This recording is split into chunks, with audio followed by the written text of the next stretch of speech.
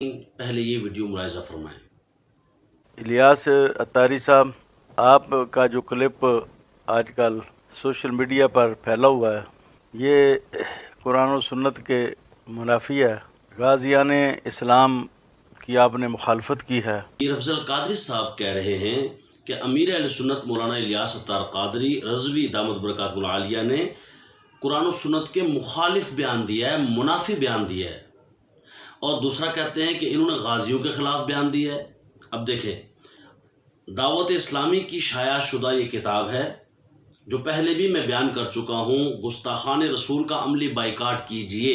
اسے آپ خود بھی پڑھیں اور دوسروں کو بھی سجیشن دیں کہ آپ بھی اسے پڑھیں۔ اور میں کہوں گا پیر افضل قادری، لوگ تو پیر آف پنجارو بھی بولتے ہیں، میں نہیں کہتا پجارو شجارو، کچھ بھی نہیں کہتا۔ پیر افضل قادری سے میں یہ عرض کرتا ہوں کہ دیکھو، اس کتاب کے صفحہ نمبر 28 پہ باقاعدہ لکھا ہوا ہے کہ اہل علم کے اجماع کی روشنی میں یہ بات ثابت ہے کہ گستاخ رسول کی سزا قتل ہے۔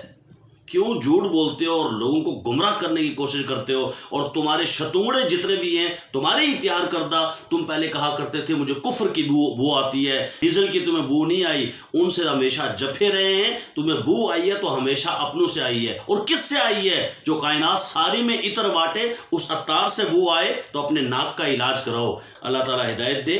تو انہوں نے اپنے پورے بیان میں جو انہوں نے ادے پور واقعے کے حوالے سے دیا ہے، اس میں کہیں نہیں کہا کہ گستاخ رسول کی سزا قتل نہیں ہے۔ تمہاری عقل ہی کام نہیں کر رہی۔ اور پھر اگلے صفحے پر ہی کہتے ہیں 29 نمبر پہ کہ جو شخص حضور اکرم نور مجسم صلی اللہ علیہ وآلہ وسلم کو سب و شتم کرے اس کا قتل واجب ہے۔ اور اسی سے اگلے صفحہ نمبر 30 پہ کہتے ہیں خود سرکار دو عالم نور مجسم صلی اللہ علیہ وآلہ وسلم نے دیگر تمام انبیاء کرام علیہم السلام کی ناموس کے تحفظ کے لیے فرمایا من سب نبیا فقتلوہ، یعنی جو شخص کسی بھی نبی کو گالی دے اسے قتل کر دو۔ لہذا اس قسم کی شرعی سزاؤں کو فساد کا نام دینا کسی طرح بھی درست نہیں۔ البتہ کسی نبی کی گستاخی کو نظر انداز کر کے گستاخ کو معاف کر دینے سے فساد ضرور لازم آتا ہے کہ لوگ اس پر جری ہو جائیں گے۔ شاید یہی وجہ ہے کہ آپ صلی اللہ علیہ وآلہ وسلم نے منصب رسالت کی عظمت کو برقرار رکھنے کے لیے دین اور پیغمبر دین کا مذاق اڑانے والے بے باک لوگوں کو معاف نہیں فرمایا، بلکہ صحابہ کرام علیہم رضوان کو بھیج کر معاشرے کے ان ناصوروں کو صفحہ ہستی سے مٹا دیا۔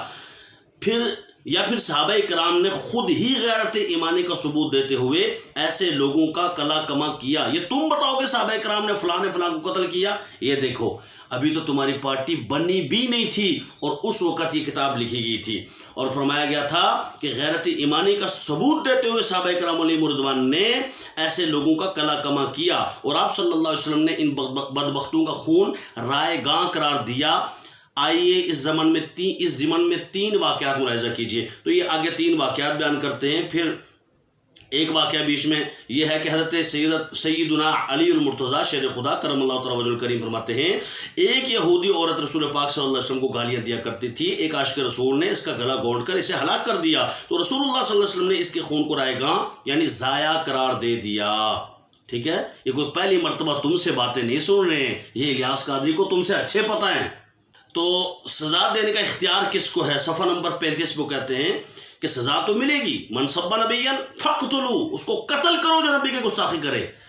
لیکن اگر تم کہو گے بھائی ہر خاص و عام کو اجازت ہے، تو میرا افضل قادری اور اس کے چیلو چانٹوں سے یہ سوال ہے کہ بھائی یہ بھی تو قرآن کی آیت ہے نا کہ والسارق والسارقۃ فاقطعوا ایدیہما، فاقطعوا، وہاں فقتلو، قتل کرو نبی کے گستاخ کو۔ تو جو چوری کرے فاقطعوا، اس کے ہاتھ کاٹو۔ کتنے ہاتھ کاٹے ہیں آپ نے اور کس نے کاٹے ہیں بتاؤ؟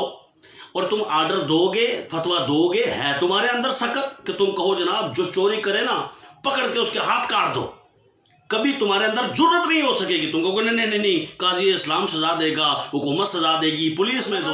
فرماتا ہے الزانیۃ والزانی فجلدو، جو زنا کرے مرد ہو یا عورت ہو تو شادی شدہ ہو، کیا فجلدو، اسے کوڑے مارو۔ تمہارے کبھی کوڑے؟ کیا صبح و شام زنا کے واقعات نہیں ہوتے؟ تمہارے علاقے میں نہیں ہوتے؟ گجرات میں کہاں نہیں ہوتے؟ ملک پاکستان میں یا پوری دنیا میں؟ تو تم کیا فتویٰ دو گے؟ اتنی جرت ہے تمہارے اندر؟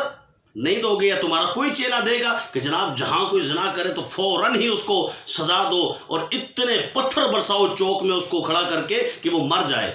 کبھی ایسا کرو گے؟ نہیں کرو گے۔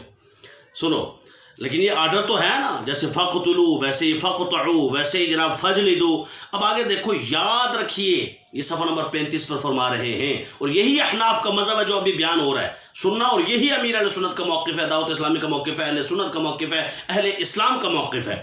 یاد رکھیے کہ شریعت کی مقرر کردہ سزاؤں کو نافذ کرنے کا اختیار ہر کس و ناکس کو نہیں، کیونکہ شرعی حدود اور سزاؤں کا مقصد عظیم لوگوں کو احکامات الہیہ کا پابند کرنا، جرائم کی روک تھام کرنا اور نظام عدل و انصاف کو منظم سے منظم تر بنانا ہے.